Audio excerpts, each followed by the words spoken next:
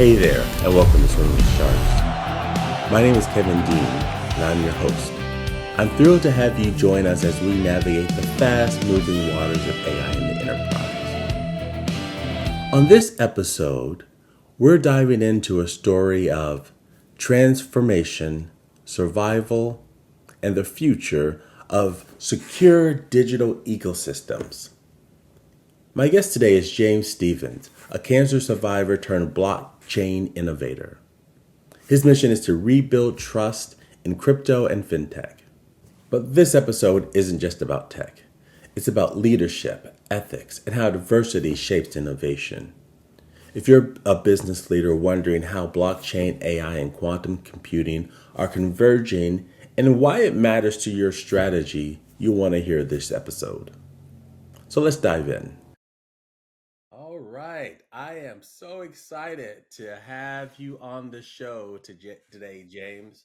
Man, I am just looking forward to having this conversation with your background and all the things that where you've come from and where you are today. It's really going to be a fun conversation. So, can you kind of give our audience about a little bit of information about your journey, because you've got a very interesting path that you've taken and to get where you are today. So, give us a little bit of background.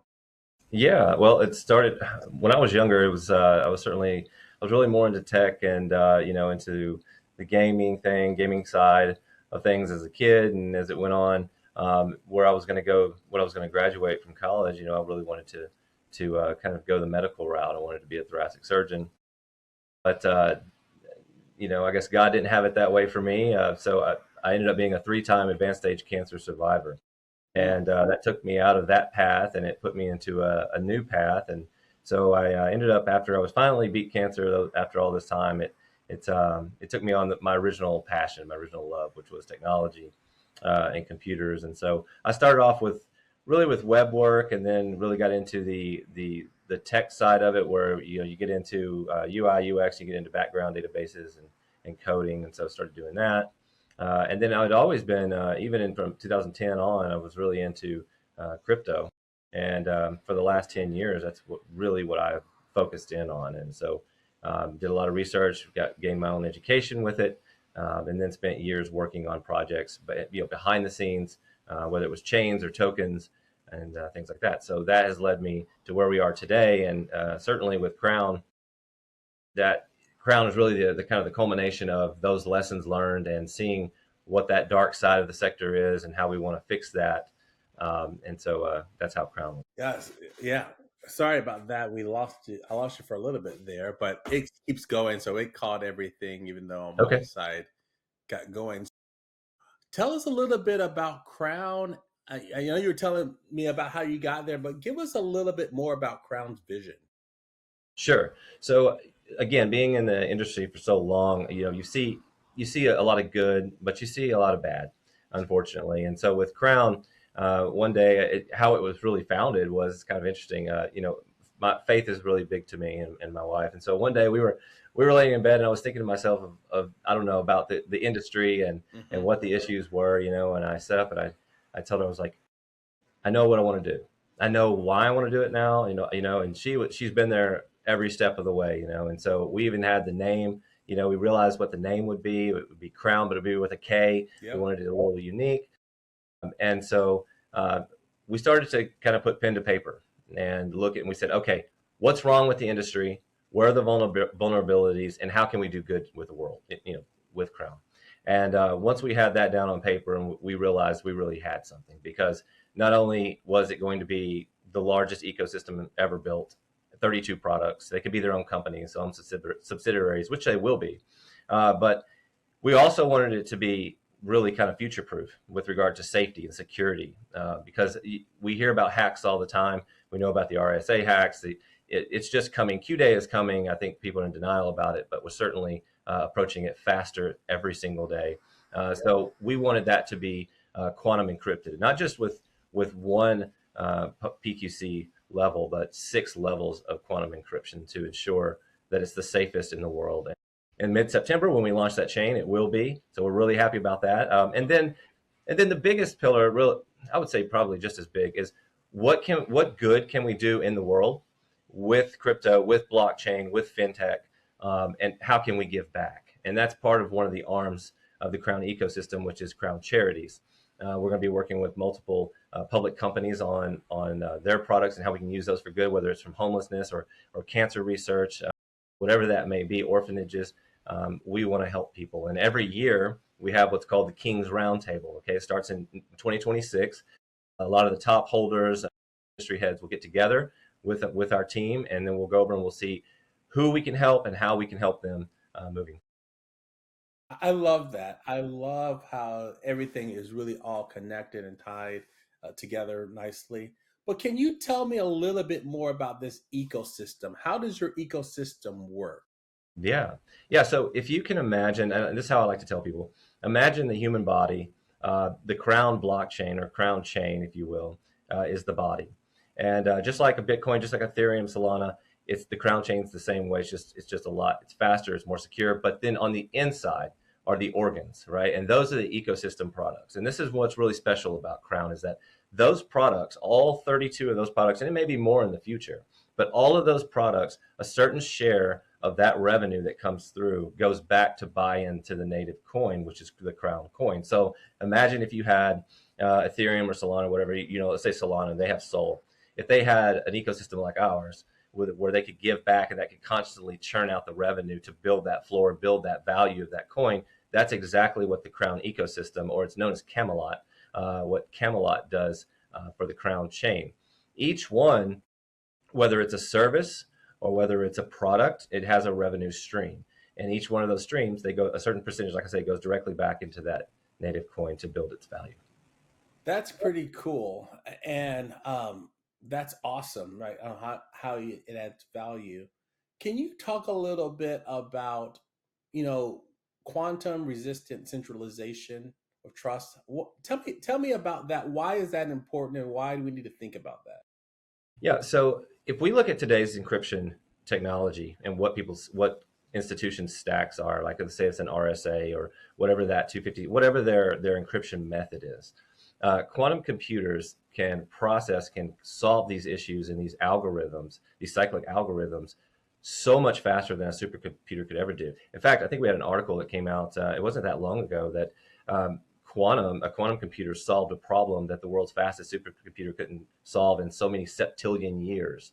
And so, when I say Q Day, we're approaching a day when a bad actor, if you will, may have access to it, whether it's a state sponsor, whatever it may be. We're approaching that day when financial networks will be hacked, and networks like ours, let's say, or networks like blockchain networks, say Bitcoin or Ethereum, they will one day, including wallets, will be hacked. So what we're doing is we're looking towards the future and we're saying, all right, here's the threat. How do we mitigate that threat? How do we neutralize it?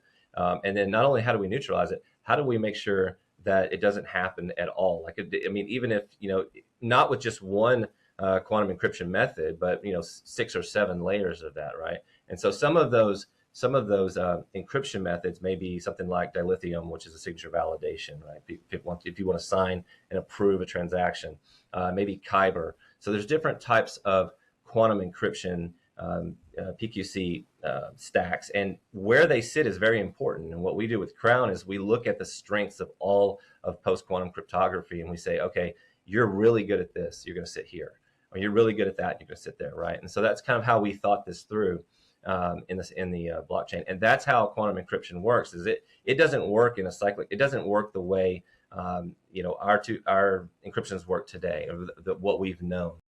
It works in a very different way, what we call a latticing effect, or there's different types of PQCs, but that's what we use.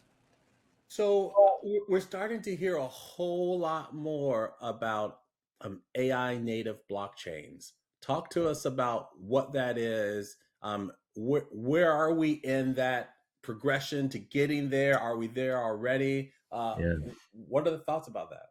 Yeah, so every single morning, do we not all wake up with some kind of new news about artificial intelligence? AI's done this, or it's now be able to do that.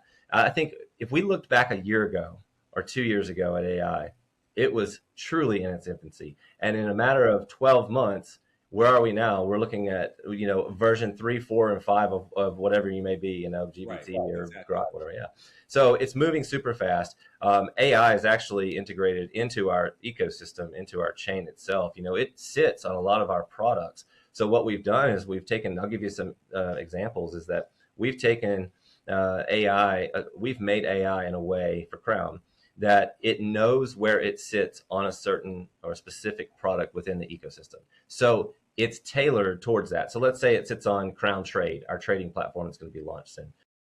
It knows, Crown AI knows that it's sitting on Crown Trade. Therefore, it calibrates itself for anything that may have to do with that platform, whether it's trading, latest news, things like that. It's all calibrated that way, and it's able to think on its own about what it needs to do because of where it's at. And so I think that's really kind of where we're moving, and where it's moving towards is a completely 100% integrated AI into everything that we see into blockchain, so that it can really take away a lot of the mundane things, or it can take away a lot of the complexities that take up so much time that we see in this sector.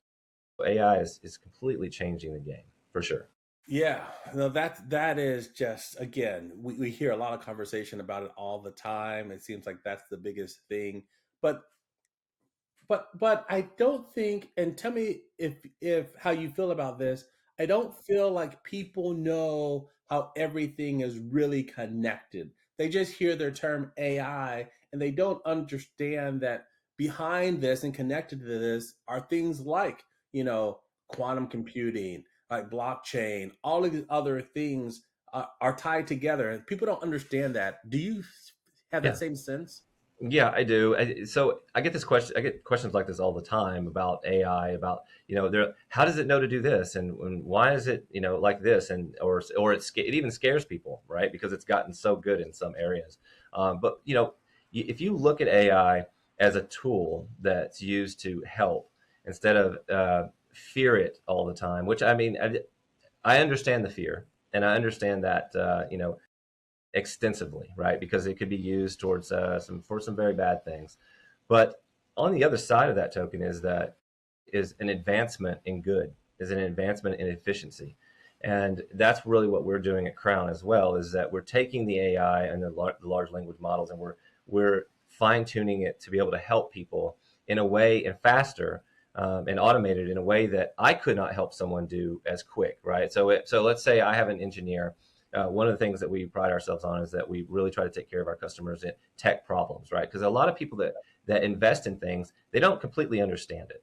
But what AI is doing is it's helping our engineers help people. So if they have a tech question, AI is in the background of that too, assisting that. And it's able to disseminate, okay, this is the issue, and it's able to really kind of funnel that down to the engineer, so that the engineer is able to make a quicker assessment, and provide an answer or solution for our customer much faster. So AI it definitely helps for sure. So how do you balance, and I know you probably spent a lot of time thinking about this, how do you balance security, governance, and at the same time be innovative and push the envelope? How do you balance all those things? I think so. It can be difficult, but I think the first thing you need to do is, with regard to governance, and even in laws as well. I think let's start at the top. Let's start with the country, with our laws that are set. There needs to be councils. There needs to be roundtables. There needs to be lawmakers on board, and they need to understand the technology. The problem is, when these laws are being made, right, to protect people, a lot of times the people making the laws don't understand the technology that much. So they're guided by the people that are.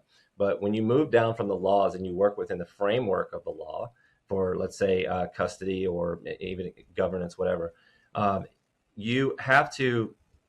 It's a very fine line, because AI can be privy to information that is extremely confidential, or sensitive. And so, with regard to that, there must be a framework in place, a security framework, like we have a security framework in place, that allows certain types of features and functions to work, and allows AI to flourish in the way that it needs to flourish, right within the box. So that it plays, I always like to say, so that it plays nicely in the sandbox, if you will. But I think when it comes to the custody side of things, we like to keep AI out of that part of it. We don't want want that being involved. But when it comes to helping people, it comes to questions or complex issues, it's definitely a big help. But anything that has to do with the governance or the custody side of that, we keep that out. That makes a lot of sense. So, from a business perspective, how should leaders be thinking about blockchain, all of this stuff? How do they need to be thinking about this from a business perspective? Well, some of them are business professionals and have been in their past, right, before they were elected officials. Right. But I think it would behoove them to surround them, and I've always been told this: surround yourself with people smarter than you, right? You are who your network is, Yep. and I think for them it's extremely important. There is one council, like I'll tell you, the Texas Blockchain Council. Okay, Okay. so if states and the government form these councils where you have a body that is made up of uh, um, a diverse setup of people, right, with different backgrounds. You can offer all the perspectives. You can take that, you can disseminate that, and you can take the best actionable steps necessary to move forward with a framework of law that allows technology to flourish, but also keeps people safe as well. And unfortunately, right now, there are some countries that they don't have that, right, and they're able to run rampant. So I'm looking forward. I'm encouraged by some of the laws that have been passed, some of the bills and the acts that have been passed moving forward, and I want to see what else comes out of that. But we certainly are a part of that discussion today. No, I it's like awesome that you're part of those discussions, because those discussions are super important to be having, right? Um, what about, but what I'm hearing from you, it sounds like you've already built this platform in Crown that is compliant by design, that is really designed to help people move forward in a secure way. So, which is awesome, right? I think that's Yeah, I mean, it was really built for, I've been in their shoes. I've been that investor that didn't know 100% about a company, but I knew something really valuable when I saw it, right? Or I could evaluate that. That's kind of how we built Crown. From the ground up, we knew the foundation. Your foundation has to be solid. It's got to be solid, like reinforced concrete. I mean, it's got to be there, steel, everything, and ours is. And so we knew once we built the foundation there, we wanted to build it the right way. We wanted to build it ethically right. We wanted to build it technologically advanced. We wanted it secure. And so we tried to fill in and address all the issues that we saw along the way, whether it was something with ethics, like I say, whether it was something with security, whatever it may be. That's how we wanted to build it, and we wanted to build it future proof as well, as much as possible. So yes, and those pillars that I like to talk about is the transparency is number one. If you're transparent, and you don't get that a lot in this sector, and it's really sad, but Mhm. Crown's changing that. Transparency is number one. Honesty. I've had so many more failures than I've had successes, but it's those failures that allow me to be successful now, right? And it's what you learn and what you do with it, right? And so we really address that with Crown. So transparency and honesty, and execution is the other one. People in this sector also make a lot of promises. We see that in every single, even in daily life, you see promises are made, but promises are not kept. So with Crown, that's really what we're doing. We want to offer that. We execute. We let everyone know what we're doing, and then we do it for the good of the people that are investing, because they've entrusted us with their investment as well, and they've backed us. But also, we want to do good with Crown, and that's why I mentioned Crown Charities earlier. I think if you are in a position like me, if you're the CEO of a company, tech company, healthcare company, whatever it may be, you have an obligation to the world, to your country, to your people, to do good and to give back. And that's really a big part of Crown. And so, that's one of those pillars. No, I think that is so solid, right? And I think that the way that you're approaching it is great. Um, so can you talk to me a little bit? I think that I know, but how much did your journey, being a cancer survivor, put you in a position to be able to have this thought process that got Crown to where it is today? So every single morning, every single morning that I wake up, I'm like, yes, Like I get another day, I get another day to do good. I get another day to make progress, whatever it may be. When I had cancer, I got down to 89 pounds. Right now I'm 6'2", 225, but I was down to 89 pounds at one point. Wow. And I flatlined, and I'll never forget, those times. It was in those times that it made me appreciate the times that I have when I get to wake up every single morning. And so what it does for me is it really lit a fire under me to do something good and to give back, but using my mind to do it, right? Using what I knew for the betterment of the world. And how could I do that? Well, I could do that through technology. I could do it through crypto, because that's kind of what I knew. I'm a certified blockchain expert and a forensic investigator, cryptocurrency forensic investigator. And so for me, I wanted to use that skill set and apply that in a way that helped, that addressed issues in the sector, but also did good as well. And so being a cancer survivor makes you really appreciate every moment that you have. And like I say, when I get up every morning, I'm super excited, man. I'll wake my wife up. I'll be like, hey, get up. We woke up. Another day. Let's go. God gave us another day, So that's how I approach it. Oh man, I love that. I can tell that this really just it's just like your enthusiasm is just so It great, is. man. I love that. It is. I mean, we're blessed. Like you got to wake up today too, right? So we're blessed by that. And so you need to wake up and get your butt in gear and do something good, or make something better for your family or for yourself at least. And that's really what we're doing at Crown, man. That's why people always ask me. They're like, how'd you come up with the idea? And so many different products and ecosystems. Like I've never seen anything like it. And I tell them, I was like, when you're in the sector for that long, you see a lot of things that are needed, and you see a lot of things that have worked, right? And so with the blockchain, I really addressed that first. And I was like, okay, it needs this, it needs to be secure, it needs to be fast, it needs to be cheap, right? The Ethereum gas fees used to be ridiculous, and people pay a lot of money to do transfer. So we addressed so many issues. And I think it's really important that, and I tell them all the time, is that when it came to the ecosystem products, it was about creating something that would last and would address multiple areas, an all-in-one, where someone could go to this chain, Crown, and everything they wanted, whether it's fintech, gaming, payments, funding, banking, whatever it may be, for that, they could do everything within the ecosystem and not have to leave. And they're still safe. Everything they do is safe. So, yeah. Man, that's so cool. So tell me, can you tell me just one blockchain myth that you'd One love to bust? one blockchain myth. Well, I think that if you look at, I think people, they think that um, they think the blockchains are safe. They think that their wallets are safe. And I'm going to tell you that they're not. They're not safe. And that, every single day, so I get security updates every day. And I get DMs every day about this as well. People's wallets have been hacked, right? Or they're missing whatever it may be. I had a company that contacted me, and they were missing millions of dollars out of their wallets, and they wanted to figure out where it was going. You had to trace that, get back, and then to the authorities, and actually create that trail. So one big myth is that your wallets are safe. Is that what you're dealing with when you do transfers is safe, and it's not. You have middleman attacks. You have people can be listening in to your transactions that you do. Your seed phrases that you keep on your phone, all of that can be hacked so easily. And so I think that's probably one of the biggest fallacies that we see, is that people think that their wallets are safe. And by the way, I will tag onto that real quick, because I'm going to plug it in. Bring it on. I want to plug it in, bro. Okay.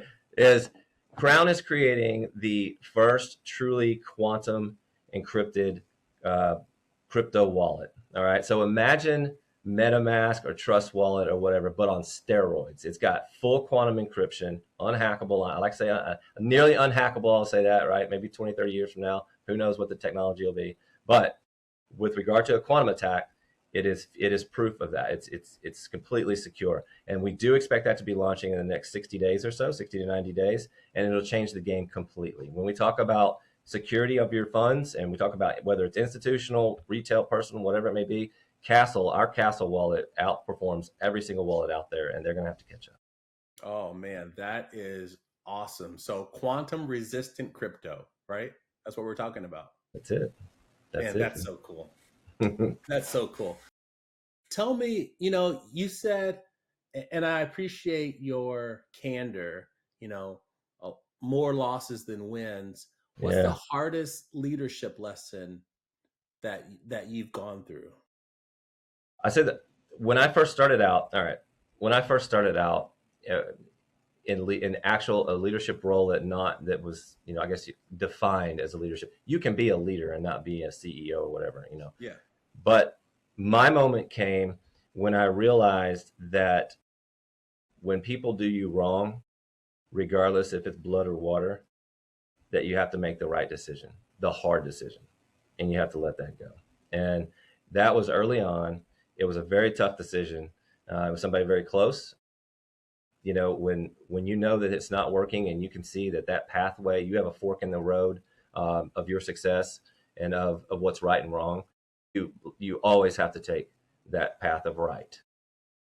Sometimes it's at consequences that you can't imagine, but doing the right thing will always get you there. My grandfather once told me, he's a great businessman. He once told me, he said, Jimmy, they call me Jim, my family calls me Jimmy, but Jimmy, he said, because of your conscience, he's like, you will always know the difference between right and wrong. He said, when you come to that bridge and that road, he said, you'll know which way to cross and you will know which way to go. And that has never failed me. In talking about my failures, I've certainly had my own fair share of those. Probably 10 times I've had successes. But like I say, if you can use those failures to always build and let your success be the culmination of those of the lessons learned, then you're going to make it and you're going to be successful in what you do and you're going to be a great leader. So that's what I always tell people. You let your failures propel you. Don't let them hold you back. I love that. And so we're in this era, they're calling it the AI era because so many things are changing super fast. Lots of things changing super fast. So how do you take the lessons that you've learned so far and keep up with everything at the rate of change that's just coming at us? Yeah, I love that question. Okay. So man, you got some good questions on here, Kev. Okay. So what we do is every single day we have team meetings. We have security meetings, we have progress meetings, blockchain meetings, break them down. We look at the latest, what's the latest that's happened. We look at the latest news, whether it's good or bad. We look at the trends going on. We identify those, and then we continue to progress. And Crown's team will, if we see something that fits for us, or we see something that we can do to help, then we will continue. We will actually uh, program that. We'll create something, or we'll put that in our tech stack if it's something that's happening that will benefit Crown and its users. So we're always abreast of the situation. We always know what's going on. We're in fact overnight. We're collecting wires. We're collecting news overnight. We disseminate that news automatically. We have those in our meeting. We look at what's happening, and then we're able to address. So we're able to go on the fly. If something needs to be changed or something needs to be added or upgraded, or we see a vulnerability, because we're always doing testing as well. So if we see those vulnerabilities, then we address those vulnerabilities, and we also communicate that right to the world, because we tell people about that too, especially some of our, say, our allies or our friends, our partners, so that something doesn't happen to them. So we're always abreast of the situation. Man, I love that. And that is so needed right now. So, what advice would you give um, the senior leaders that are listening to this show today as they think about their paths forward and the things and the decisions that they need to make? What advice would you give them? Communicate. I don't care if it's the janitor or the CEO. I don't care where that chain of command is. For me, my door is always open. Communicate, email, chat, phone, text. I don't care. If something's happening, let's communicate. Let's keep up to date, because there may be things that, Joe over here sees or hears from a friend of his that we haven't gotten word of yet, that we don't know, or he may have an idea. Some of the greatest ideas have been formed in, you know, on the toilet or over a napkin or whatever it may be. So what we do is we keep all of our lines of communication open. So I would tell any leader, any head of their company, listen to everyone in your organization. It doesn't matter who it is. The greatest leaders listen. They don't talk. They just listen. Oh, that's great advice. That is great advice. So, and I think that one is like the mic drop, right? Is how we're going to kind of wrap up today. But I've got to ask you this because I ask everybody. Um, I love music, man. I love music. Me too. So, give me one song that I can go and listen to today, and I can go rock out to, jam out to, groove to. Give me one good song. I'm gonna take you back, and I don't know if it's gonna be if this is for everybody. All right, take us back. Oh man, we gotta go back to Dre Day. We gotta go Oh, back to Dre Day. we gotta go back to Dre, man. I'm We a big Dre. I'm a big Dre fan. So go back and go back to his album. Go back to 2000. We'll just say all right, that. all right. What a powerful conversation. From surviving cancer to launching the world's first secure blockchain wallet, James reminds us what it means to lead with resilience, clarity, and purpose. We explored how Crown is built for the future, not just in its tech stack, but in its mission to do real good with real transparency. Whether you're leading a tech company or just trying to figure out where your business fits into this new AI powered world, remember this: secure innovation is not a luxury, it's the new standard, and it starts with listening, learning, and building it better from the ground up. If today's conversation sparked ideas, share your thoughts in comments or hit subscribe so you don't ever miss an episode. So until next time, stay curious, stay hungry, and just keep swimming with sharks.